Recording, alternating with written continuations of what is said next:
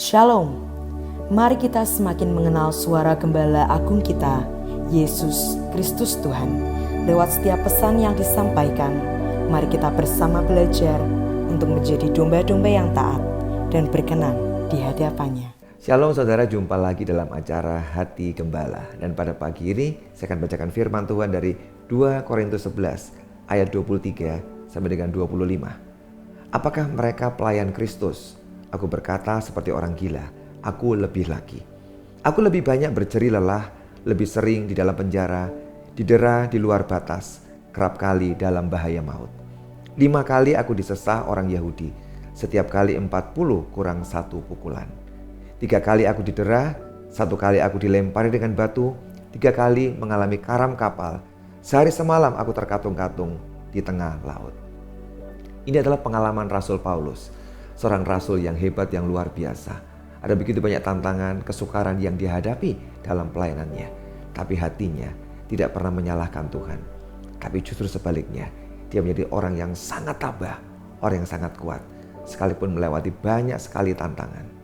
Saya ingat akan sebuah cerita tentang seekor ikan yang hidup di Danau Dous yang ada di Afrika. Ini ikan yang sangat unik, sangat luar biasa. Sebab pada musim hujan ikan ini akan hidup di sungai yang penuh dengan air. Tapi ketika musim kemarau tiba, di mana air sungai mulai mengering, maka ikan ini akan bertahan hidup di dalam lumpur di sungai itu. Tapi musim panas mungkin tidak berhenti dan lebih panjang lagi.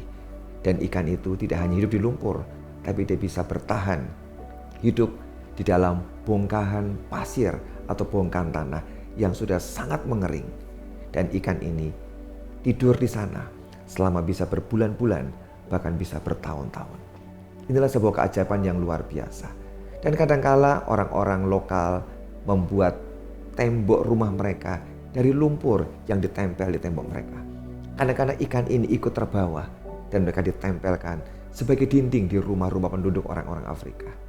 Tapi yang ajaib adalah ketika musim hujan tiba, ketika air mulai menetes, hujan mulai turun dan membasahi dinding-dinding itu, tiba-tiba dengan sebuah kekuatan yang luar biasa, ikan ini bisa keluar dari tembok itu, menembus lumpur yang mulai melunak sebab ada hujan. Dan dia akan berusaha mencari jalan untuk sampai ke sungai kembali, dan dia hidup kembali. Saya kagum dengan ciptaan Tuhan ini. Tapi ikan ini mau bicara banyak tentang hidup kita.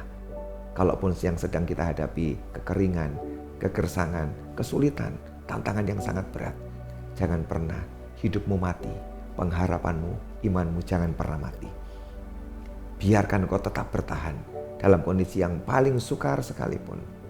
Akan ada waktunya hujan turun, Roh Kudus datang dalam hidup kita, menyegarkan kita. Dan dengan kekuatan itulah ikan yang sudah sepertinya mengering ini tiba-tiba segar kembali, hidup kembali, dan dia kembali ke sungai melanjutkan kehidupannya. Semoga dengan cerita singkat ini hidup kita diberkati dan kita punya semangat pengharapan yang baru bahwa tidak ada yang mustahil bagi Tuhan kita. Selamat pagi, Tuhan memberkati.